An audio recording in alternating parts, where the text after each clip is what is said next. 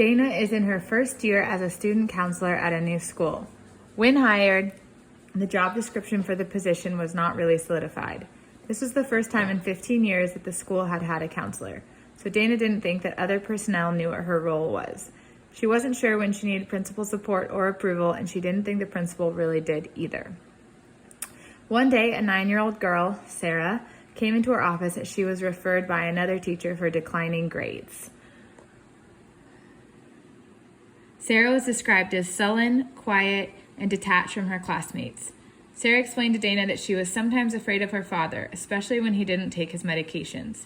Sarah wasn't able to explain very well, but did mention that her and her brother would hide from their father until he returned to normal. During the conversation, Sarah would shy away from answering further clarifying questions and wasn't able to provide clear details about her father's behavior or her home life. Dana was concerned about Sarah's safety, but also recognized that she was unable to get the full picture. Dana knew the ethical and legal obligations to contact protective services if Sarah was not safe. Dana decided to ask Sarah's mother, Mrs. Smith, to come into a meeting to discuss Sarah's declining schoolwork and home life. Mrs. Smith, a white upper-class woman in her 40s, arrived for their meeting and greeted Dana warmly and pleasantly. Mrs. Smith thanked Dana for being concerned over her daughter's well-being. When questioned about her husband's behavior, she became sad and shared incidences of spousal abuse and fears for her children's safety when she wasn't home. She mentioned he only acted that way when he wasn't on his medications or if he didn't get enough sleep. Dana was frustrated that Mrs. Smith stayed in an unsafe relationship that compromised her children's safety. Dana gave Mrs. Smith referrals to outside counseling resources that would support Mrs. Smith, but based on her behavior, Dana didn't think she was going to use them. Dana ended the meeting by telling Mrs. Smith she would continue to work with Sarah in a school counseling capacity and she would follow up with Mrs. Smith the next day.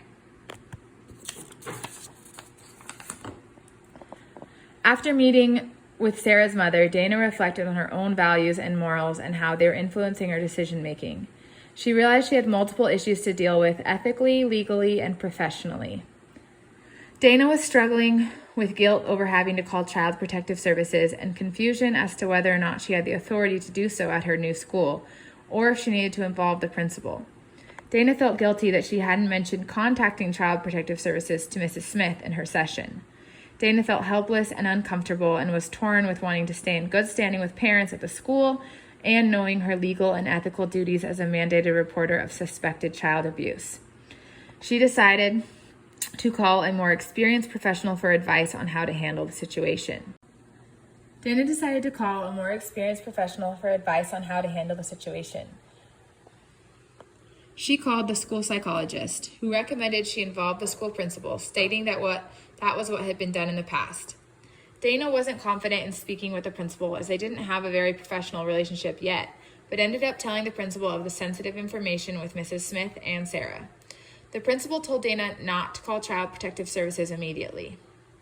Instead, the principal set up a meeting with school psychologist, Sarah's teacher, Dana, and himself about how to handle the situation.